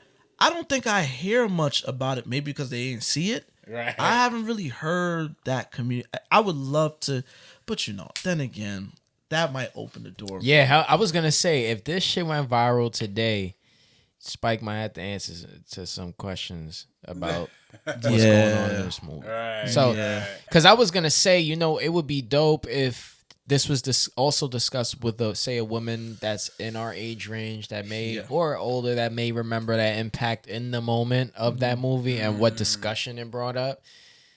But yeah, you said it only made $1.5 million in general. Yeah. Not too many people know about this movie. Nobody saw it. And RB had to watch it on YouTube. Right, yeah, RB, we might need to put the YouTube link in the pin it in the comments. Yeah, I'm putting it in the comments. Because I did it for the when we did the most underrated episode. Okay. So, yeah, so I'm put that. So is there too? Yeah. Yeah, y'all gotta check it out. You know what I'm saying? And it's so funny. The people that I would not think is into Spike films, they're the ones that like this shit. Yeah, right. Like, it's always the nutty Spike films that people I would not think is into him. They like it. You know what I'm saying? So it's like, I think he's saying a lot. I don't know and for me, the execution wasn't great. I remember at the time, I read Roger Ebert's review, and he gave it a good review, but even his review was kind of like, yeah, this might not work for everybody, but it works for me, and it's an interesting. He pretty much sounded like how you sounded. He wasn't he wasn't over the top elated about it, but he was definitely like, yo, it's a good this he brings a lot of interesting commentary, but this might not be for everybody. I remember seeing that review and I'm like, uh-oh. You know what I'm saying? Because I naturally get anxious when at the time, I don't review reviews anymore. But at the time, whenever my favorite filmmakers would drop a film, I used to watch Siskel and Ebert when I was a kid, or I would go and, when the internet came about, I would go and read an article and just to see, let me see what my favorite people think about this film. And if I seen a 2-star, I was like, oh no, you know what I'm saying? Like, damn, and then I would go into the film and whatever. But yeah, man, that was She Hate Me. It was an interesting look. Damn, my bad. Phone fell down. You good? It was an interesting look back at an interesting look back at the beginning of Anthony Mackie's career. To this is probably the most I've ever. Oh, nah, the Avengers and stuff like that. You know, I watch all that stuff. Right, but he's not. He's really not a leading role in those movies. And then Falcon and Winter Soldier is really his first time being like a leading part. And then it's like, can he like? I get it. He was on stage, but he doesn't. Like you said, he don't have the presence to carry something from me. Right. Look, I know he's not my cap, but I'm gonna go check out Captain America: Brave New World. I'm gonna check it out, see what's up with it. You know. Yeah, it really. I mean, it's not to. Hey, I like Anthony Mackie as an actor, and I actually think he's talented. But it's like when you talk about charisma, it's literally just a thing of like Chadwick Boseman, right? Like with Chadwick, you just saw the way he walked, and it was just natural, just cool. Yeah. For some reason, I don't know why, but it just doesn't read that way with Anthony Mackie to me. So I think that's the only thing of like. I think that's why the Captain America movie is kind of maybe in his ballpark. Maybe he should play the like the stiff, like tight shit. I don't know. You know what I mean? I don't know. Even in this movie, even in the upcoming Captain America: Brave New World, it feels like he's gonna be playing more of a supporting character. Like when it's all said and done, because we got the Red Hulk, we got the leader, we got Giancarlo Esposito. It's like they're burying him in his own film. Right, you know what I'm saying? Right. It's almost like the Batman thing. Batman, you know, I love the Batman films, but he is not the most interesting character in all his films. Yeah, no, facts. At all. The villains take center stage in all the Batman films. Right. Maybe that's what this movie is, and maybe it's like that's what's gonna be hype, and maybe that's why it's exciting. I don't know. We'll see. But I will say though, speaking of Batman, I don't know if you saw that new Batman Caped Crusader on Amazon. I started it. Unfortunately, my son is such a Batman fan. Yeah. He just kept talking over it and wanted me to rewind scene. And I was like, no, I can't. I gotta watch it by myself. Watching it with him is annoying. It's just, no. Yeah. Put him in a headlock. Yeah. It's like, you see Batman 1, she's like, 1960 Batman? It's like, no, I'm not. No, I'm watching this. I'm not taking this off. No. Are you really watching 1960s movie? Well, he watched the intro. The intro? Oh, the really? intro. Oh, Yeah, that's it. sweet. You know, he likes his Batman. He's definitely an iPad kid. Yeah, he's definitely an iPad kid. Where it's like he get like a minute or so of something, he wants to see it again and again and again and again, and it's like nah. That's why it's like no iPad. That's it. I'm putting it away because you're not gonna do this with me all day. So you know. Shit, we was like that. We used to pop the tape on. Yeah, that was our shit. The tape, rewinding movie back. Tape break. Tape is like fuck this. Yeah. I had enough. You try to open up the tape, rewind it back yourself. Yeah, I definitely did that with a few tapes. Little Rascals. I definitely did that. You know. But yeah, man, this is episode 23. We're gonna take a look back at the origins of Anthony Mackie. Right, and Kerry Washington. Yes, honestly. Kerry Washington too. Like again, this is before Scandal. This is before she blew up. You know what I'm saying? You know, Spike always breaks black. That was her first joint? Not her first joint, but this was the first real like supporting role. Like she was really right next to almost like co-lead. Yeah. Oh, all right, because you said Say the Last Dance. That's right. Yeah, that wasn't it though. Yeah. And then when was Fantastic Four? She played the blind. Yeah, that was 2005. Okay, so it's right. So she was in Why Did I Get Married? No, that was the Chris Rock. What's the joint called? Not Why Did I Get Married? I Think I Love My Wife. I Think I Love My Wife. Oh, that one. Yeah. Which that's another one that looks very Frenchy. It's almost like that was good. That was funny. That was funny. Yeah, it's almost like that. She Hate Me was in the same universe. Right. Same cinematic universe. Yeah. You know what I'm saying? No, honestly. You know, honestly, that one was literally a remake of a French film too. Yeah, you know, we took that, you know, took the trip back to 2004 with y'all. You know, I hope y'all enjoyed it. Shout out to DJOOOCHILD. Press some other song came out. The song sounded very regal and royal, so I guess it's fitting. All right, I take it. Sitting on the throne. What was that one? Oh, that's a Geeks of Color theme song. Oh, shout out to Geeks of Color. Shout out Geeks of Color. We supposed to have a podcast. I don't know what's happening with that. By the way, it's gonna be a Geeks of Color podcast. Yeah, is this breaking news? No, I mean we recorded 2 episodes. I just don't know why it ain't been posted yet. But I don't know. You know what I mean? Listen, I ain't gonna talk shit because I said I'm coming to episode every week, and I went quiet for a few months, so I'm not gonna talk shit. It'd be like that, man. Hey, I gotta play one more though. I gotta show love to my man John right here. You know what I mean? It's your birthday coming up. Oh yeah. Thank you. Thank you. So what is that? You saw Thor Ragnarok? You saw shit. You know what? I did see Thor Ragnarok. Yeah, don't remember it. This is when homeboy Jeff Goldblum was riding in on the spaceship type shit. Okay. Yeah. Thor Ragnarok. I played the scene too in there. You know what I mean? Okay, so. Thor Ragnarok. It was cool. You don't like that one? It was cool. But then by the time Love and Thunder came, the humor was so ramped up and it was so bad. It was just like, I just erase Thor Ragnarok and all that. I just don't. You just don't even give that one credit. No, because it just annoyed me at that point. You know what I'm saying? No, I feel that. I definitely just want to real quick just show some love to our comments from last week. Oh yeah, we got a lot of good comments in there. Shout out to Just the Hobby 09. RB3 had me dying. Poor man's Julia Roberts. Oh yeah, you got that Jennifer Garner. Crazy my bad, Jennifer Garner. Jack Bucks 7240, underrated channel. I just found out. Love listening to you guys discuss everything. Super friendly too. Earned the sub. Hey, shout out to you, man. Appreciate that.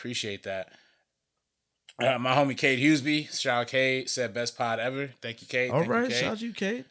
Joseph Ashley said thanks for bringing up Larry Houston. That's inspiring. Yeah, that he taught me something with that one. Like when I saw that, I didn't know the brother was that involved with the X-Men series. You know, again, our black creatives don't really get the spotlight as their peers do. Right. So that was cool. Yeah, no, definitely. And there was. I mean, we had a lot of good comments from last week. But I'm just ended off with Unhealthy Vegan. I'm definitely on the wait and see approach with RDJ and Doom. Depending on how the story is written, I may hate it or rock with it. It's like when Toy Story 4 was announced. I personally didn't see a reason to make the movie because 3 wrapped up wrapped up the story so perfectly. Very true. And prejudged Toy Story 4 before watching the movie. So this Doomsday seems like they just want to bring RDJ back for the money, but maybe in the story it makes sense. We'll see. Yeah, that's where I was with it. Like I know what it is. It's definitely a desperate play. Right. It's like, oh shit, we fell off. Let's bring back RDJ, get shit lively again. And people are overreacting to it. Like the whole Jonathan Majors, everybody's overreacting. Let's wait and see. Because once again, there is a Tony Stark Doom variant in the comics. So let's see how they bring that. And and I heard that Marvel wants to set up the next phase as being in Battle World. Battle World is the world that was in Secret Wars with all the different multiverses. Is definitely just in one situation. And I think recently they made changes to the Spider-Man 4 story to kind of complement that. So listen, if you're into Secret Wars, I definitely George put us on the Secret Wars. That's like Uncanny X-Men and all of that. No, Secret Wars is his own series. Yeah, Secret Wars was his own thing. Yeah, I remember the Secret War comic. Yeah, so it's like if you into that, like listen, that was coming eventually. And then listen, let's be real. Marvel saw how y'all reacted to No Way Home. Mm-hmm. Oh, they like nostalgia. Like they like to see Toby and Andrew Garfield again. Y'all played right into. You can't play into their hand and be mad at them for them going all in on that. Right. The people love Deadpool and Wolverine. That movie's making $1 billion already. That shit made $1 billion already. Right. Just like It beat out a film that came out 2004, Passion of the Christ. Yeah, it made the most. We went to go see that in theater too. Y'all saw Passion of the Christ. If you can't see my brother right now, he's shaking his head. That was how long was that movie? Too much. Had to be pushing 3 hours. That was like a 3-hour ass whooping. He was just getting his ass whooped the whole. Shit was packed. Oh yes, remember what? You remember? Yes, it was lines. Each Showtime had lines. It was sold out. We was in the city trying to get to see it. It was sold out. Lowe's 84th Street. It was sold out. We had to go to Jersey, Secaucus to see it. We getting in the theater because my mom is very opinion. She's just very outspoken. That's just how she was. And people are trying to get in the theater, and they're pushing each other to get in. Like, and she was just like, "Everybody's going the same place. Relax." Yeah, I remember that. It's like, yo, like, and then and Jesus is getting his ass whooped the whole movie, and people just like crying the whole time. The whip is pulling chunks of meat. It's just like, yeah, Mel Gibson is so violent, dog. Such a violent. And then the way he told the story with the Jews and stuff like that. Then for him to get banged a year or two later, talking crazy about the Jews, it's like, bro, man, his career has never been the same since that. Like, shout out to you, Mel. You know, you kind of ruined. I want Lethal Weapon on 4K. You kind of ruined. I wanted more Lethal Weapon films. I love Lethal Weapon. Mel, you was wilding. Like, you just ruined all of that. It was that, and then calling old girl sugar tits. It was a lot. Then told her she had to go get trained by brothers. Like, didn't use the word brothers. That was just a messy. Oof. But Deadpool beat out Passion of Christ for I think the highest grossing R-rated film. Yo, I forgot to. We should have talked about this at the beginning. But you was at D23, right? I worked D23. I worked D23. How was that? It was cool. I did not work the days where shit was popping. You know what I'm saying? I was there for the rehearsals, but I worked the D23 Legends show, which was basically like a Disney Hall of Fame type deal. James Cameron was there. Oh, nice. Ryan Coogler popped out to honor Angela Bassett. Jamie Lee Curtis got honored. James L. Brooks, the creator of The Simpsons, was honored. Danny DeVito popped up. Wow. And, you know, the thing is, Disney definitely hired us to work and then didn't put us to work. It was the weirdest thing ever. So they told us, you cannot be on the floor for all of this. You got to be backstage watching it. And I was like, damn, I would like to bump into Ryan Coogler and be like, it was good, bro. He's so Oakland. Like, his accent is crazy. Like, it's just like, he's so Oakland. I just think it's so dope that he is who he is and he's still so real. You know what I'm saying? Like, he didn't switch up. He didn't code switch. None of that. He's just like, all right, Angela, she was Angela Bassett. She was, she was the mother of the set. So when we did the scene right here, it was just like, oh shit, like he's really that dude. Like, I love it. And this is a testament to why we even do this, because we want to be comfortable and we want to do this with y'all, like talk how we talk. I noticed the other day, I listened to episodes, I say, I'm saying a lot. I say that a lot, but it's just like, it's just something that I do, and this is how a lot of people talk. So I want y'all to be comfortable. You know what I'm saying? You know what I mean? It's just all about comfort. You know what I mean? And we should be comfortable being ourselves as black people. But what I will say, out of D23, I was very excited to see an Ironheart trailer. That looked good. Because we talked about that. We was like, yo, what's happening with that? That looked very good. Yeah, that looked dope. Anthony Ramos is in. I forgot he was in that in that show. So I'm very excited for that. I want to see what they do with the Eyes of Wakanda. I heard about it. They said the art direction of the Eyes of Wakanda looks like the portrait from Good Times. Really? I forget is that? Wait, did a white person say that? Or?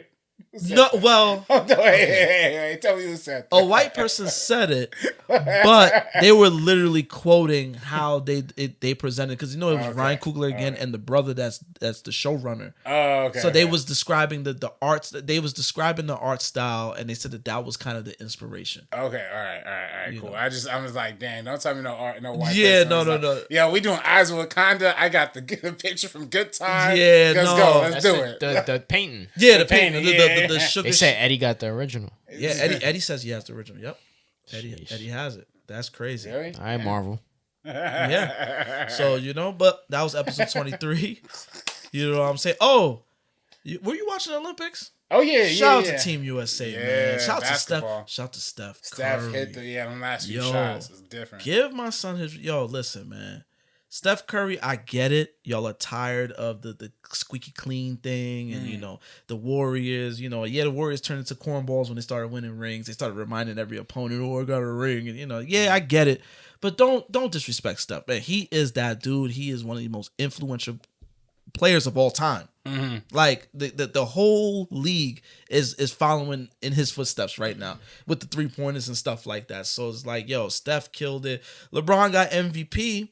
I know there's some people Stephon Marbury was straight up hating on it, but he came out and was just like, I know y'all think he's the king, but he didn't deserve it. And then there's a video of Stephon Marbury going to tap his chest to big him up, and he ignores him to talk to LeBron ignores him to talk to Melo, which people that know have said that LeBron is if you don't call him the GOAT, he don't really respect you.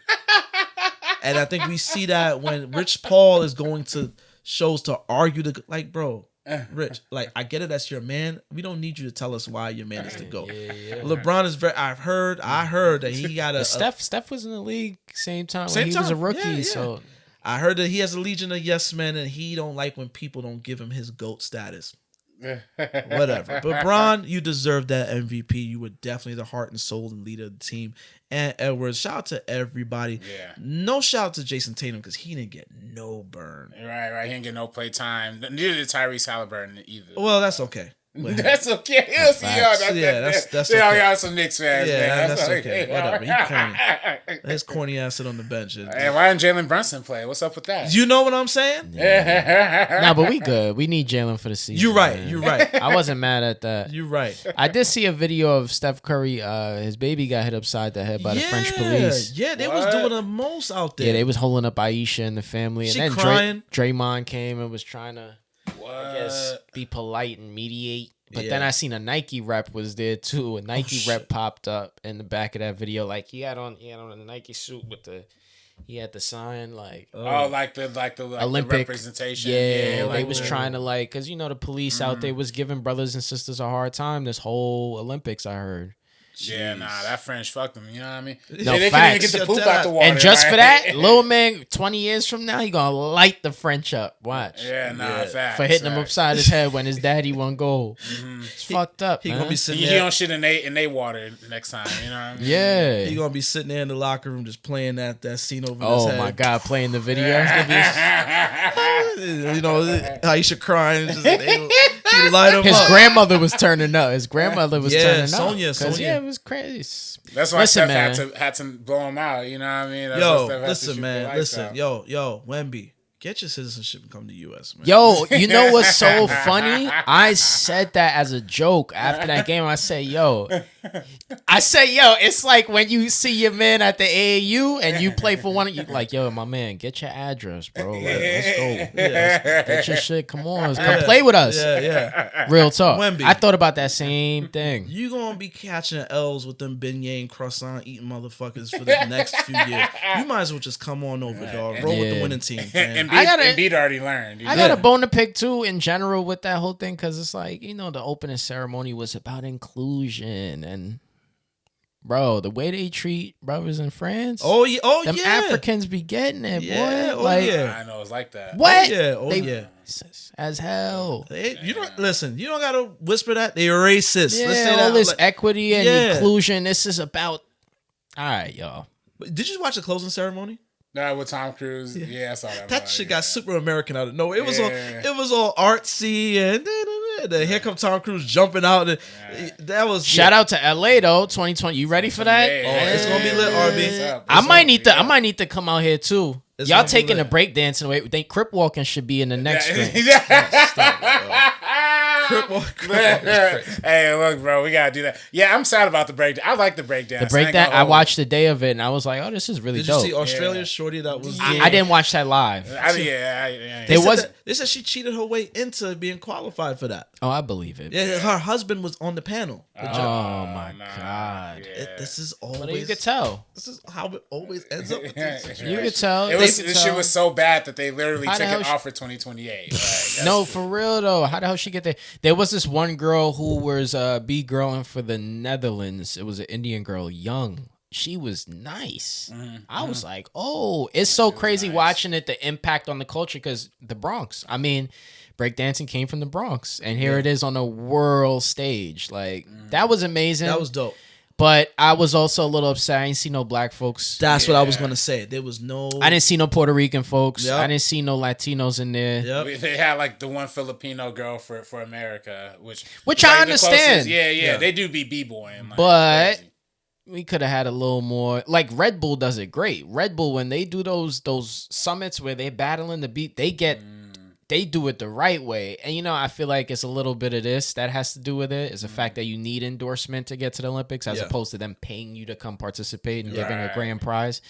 But they got to get that together, man, because it'll be dope. I watched a lot of skateboarding this time, too, which was cool, too. And they're not bringing that one back either, unfortunately. Yeah. I was it's gonna be flag football, baseball. Why are we doing flag? How many countries are gonna participate in flag football? Say, Great Britain, America. They like rugby. Like they could have. Well, rugby here's the thing. of, like, you know, they say that wherever the Olympics is at, they get to choose. So I think they built the football stadiums. Yeah. They we trying to build the same thing with baseball. They trying to highlight Dodger Stadium type thing. Absolutely. Like, baseball, I get. That's gonna be fire. Yeah. Who's playing flag football? Like, what? Hey, our boy Colin Kaepernick said he wants to play. You think they gonna let him? Yeah, if the NFL commission got anything to do with it, it's a dub. It's a dub, NFL bro. You took the money. It's over. Yeah, anything to do with the NFL, it's over, bro. Because the men's basketball is like NBA, NBA involved. Yeah. Shout out to David Stern. He definitely he used that as a ploy to globalize the league with the Dream Team. What a debut of NBA players, playing in that moment. Yeah, and that's it. This is why now you got stiff competition. Well, somewhat stiff competition all throughout because it's now the NBA has gone global. They playing in the States now. Eventually, there needs to be like a freestyle dance, something or the other. Too. Yeah, I feel like it's gonna start to venture more towards the creative side of things in the Olympics.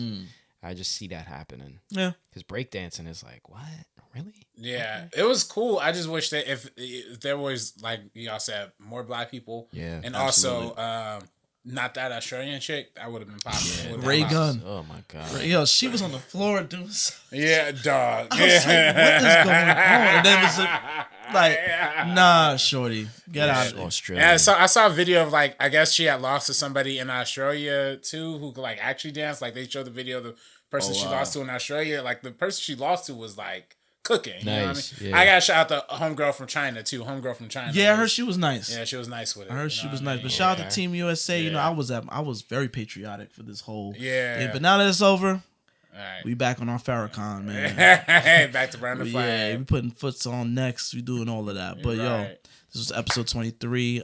Shout out to DJOOOCHILD for joining us. DJOOOCHILD, can you please tell the people where they can find you? Yeah, find me on Instagram or X. At DJOOOCHILD, at DJOOOCHILD. And I'm in LA. I'm hanging out, just enjoying my time. But yeah. Yeah, man. I mean, I'm not calling it X. It's still Twitter. Your mama named you Twitter. I'm gonna call you Twitter. Your mama named you Twitter.